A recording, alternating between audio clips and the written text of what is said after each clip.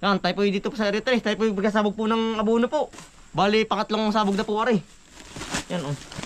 Ate pong ihahagis na. Iba ang pagkaano ito lang, no? Iba po ang pagka-abono po. Parang asin. Parang asin, oh. Oo. Pero ari po yan rin, yung ganoon din po. Iba parang asin, ano? Ang bigat pati. Hanggang sabog yan. Yan. Pangatlong sabog po natin, ari.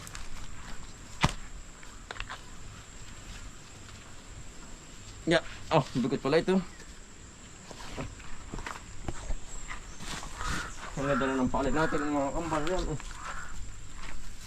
Punong-puno. Berde-berde na ano. Ang laki po ng puno po. Talisayin po. Yan. Puno agad pala ito. Tanong agad dyan, tatalabagad yan.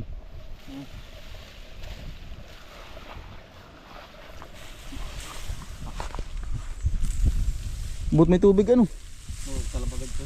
Talabagad yan. Yan po medyo nadilaw-dilaw pa. Kaya po tinatluhan po ng sabog. Oo. Pangatlong sabog na po. Pati po sa kabila. Sa area 5. Sasabogan na rin po. Kung ngayon po yung berde. Pugad to. Pugad yan. Ay utol ah. Ay pugad utol. Hindi kang kita, no? Oo. Mamaya, baka may... Magpupugitin mo daw. Sumunod kung may... Hindi daw. May ano, laman. Pugad nga rin ah. Ito po yung pinamamahayan din po ng ano. Ng mga ibon po. Pinangingitlogan. Ay utol yun oh. Ano?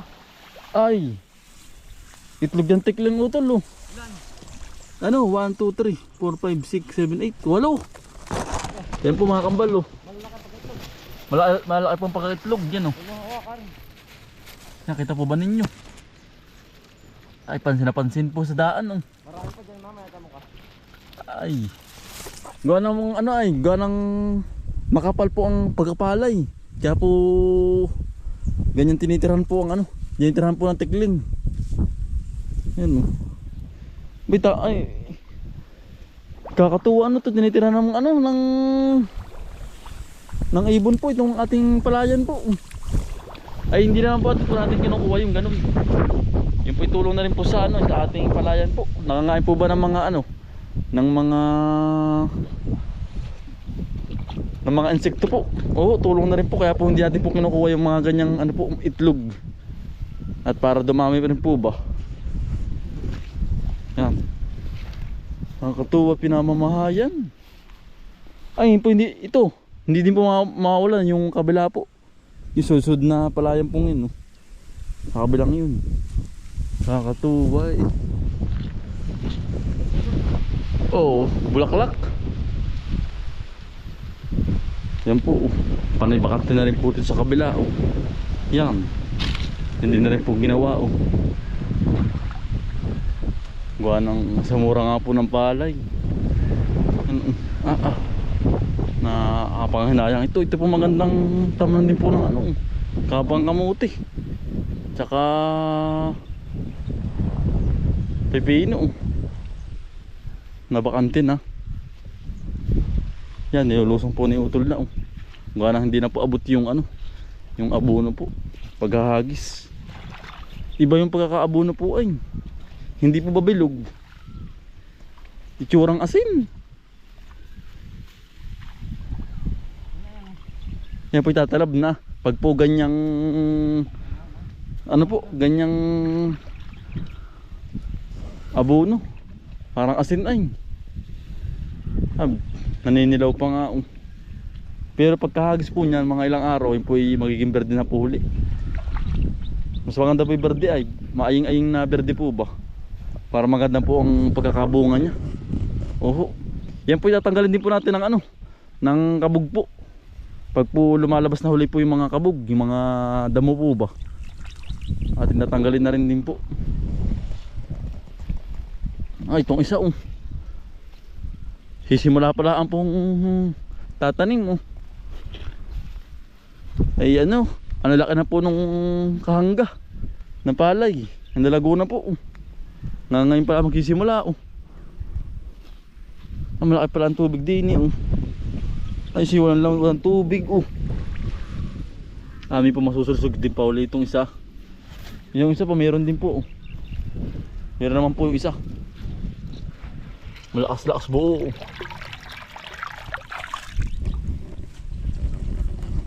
Ay, yan po ibigay po ng gobyerno oh. Yan sinasabog po ni Utol na abono. Bigay po ari. Kaya Pino, po, ano? pino. Ba't kaya ganyan? Ibang abono po bang ano? Diba? Pero madaling matunaw ano? Tunaw agad to. Parang asin na eh. Tatalab agad yan. Para pang asin. Yan. Ang daling sabog. Pino ay.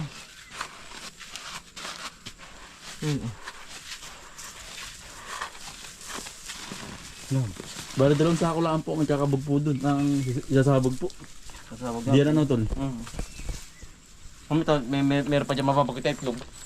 Gawa nung tayo po ano. Sa tayo lang pong halos ano. Ang gumawa ng palay dito ay. Kaya po pinaninirahan po ng kabang ibon po. Iba't ibang ibon. Tayo lang po ang gumawa dito ay tsaka po yung nasa baba. Kaya po dyan naipon po ba ang mga ibon ng itlog. Pag hindi po ganyang inakaluhan po, tinatlong sabog po pati ganyang dilaw po, yun po hindi po gaganda po ang ano. Kaya po sinasabugan po natin ng tatlong sabog. Ang sinasabugan lang po mismo dyan ay ano po, yung mismong dilaw lang po ba na palay. Para sa ano po, pag-aani po maganda po ba ang ano, ang kanyang ano po, uhay. Ang pagkapalay po makakapal. Kaya po hinahagisan po ng ikatlong abono po. Ang ganda na utol ano. Sabay berde utol yan. Mga isang linggo po. Sabay berde po yan. Kuha ng may tubig po ay. Tsaka pati po madali po yung matunaw yung ngayon pong ano abono. Yati po nilala po yung kabaak para po mas madali pong isalin, hindi sa kabila.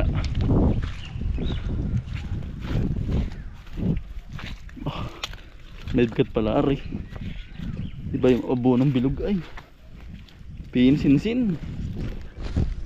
Ano tol? Yung may tanim. Ha? May tanim na? Sabog tanim din ang gawa. Ah, sabog tanim din? Oo nga no. May buhay na yun. Ano tol? Ito sa rin din eh.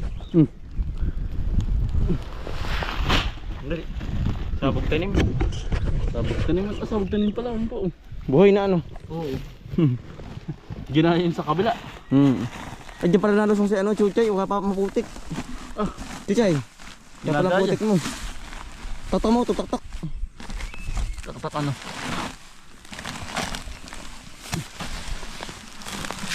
Sige, ito lang. Baka manabog.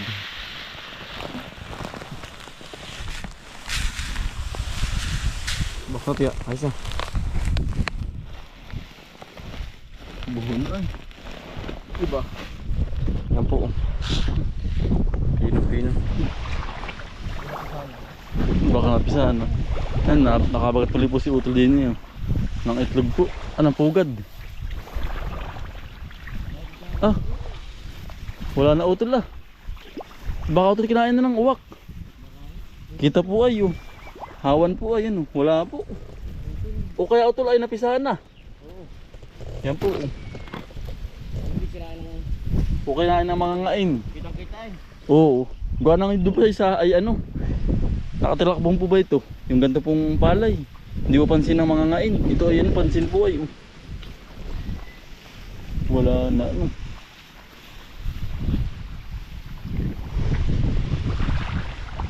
Wala na. Baka nakailutol yun. Ay ito simula pa lang ari oh. Yan po. Simula pa lang pong umugad oh. Yan. Kita po ba ninyo mga kambal, no? Binabali ang ano po, ang palay. Ang mga sanga ng palay po.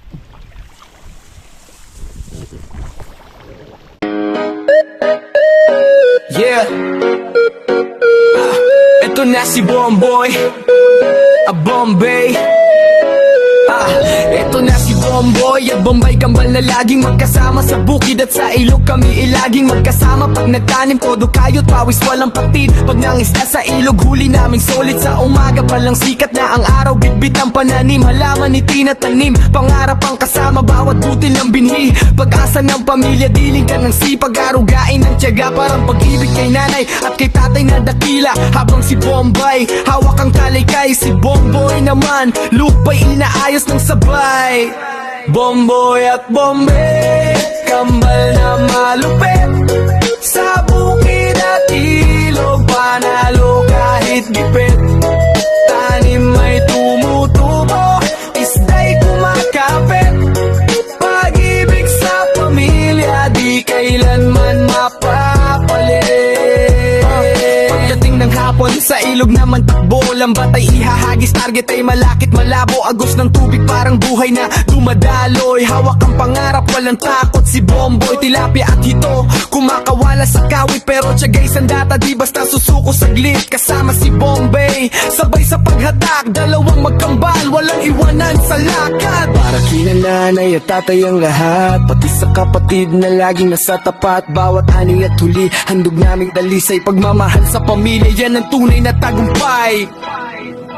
Bomboy at Bombay, kambal ng astek, tunay. Tanim ay panalo, huli umaapaw sa bangka.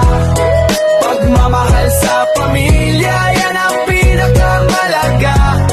Tayo na mga kakambal. Ito na si Bomboy at Bombay, sa bukid at ilog walang makakapantay. Rap na may aral, puso ang puhunan, pagtatanim pangingisda at pamilyang pinagmulan. Ito na si Bomboy at Bombay, sa bukid at ilog walang makakapantay. Rap na may aral, puso ang puhunan, pagtatanim pangingisda at pamilyang pinagmulan. Ito na si Bomboy at Bombay. Sa bawat umaga gising ng diwa, sipag at tiyagayan ang aming sandata. Kahit pagod na, di kami susuko, pamilya ang dahilan kung bakit tuloy-tuloy. Sa hirap at ginhawa, magkasama, alam iwanan, sabay sa pag-asa. Araw man at umulan, magkakasama sa laban, magtatanim ng pangarap, hanggang bukas ay maabot ang ulap. Kahit tumingungan, walang labangan, pusong buo, may pagmamahalan. Ito ang kwento ng aming tahanan. Bomboy at Bombay luck, sama-sama lagi, walang mahirap pag laging nakalitipikan. Simpleng buhay pero puno ng saya, pawis at tiyaga, puhunan araw-araw. Kahit maliit ang simula, sa tiwala at dasal, lalaki rin pala. Hangay bumagsak, may Yan, nyari na pong sabugan yung palay po. Abunuhan.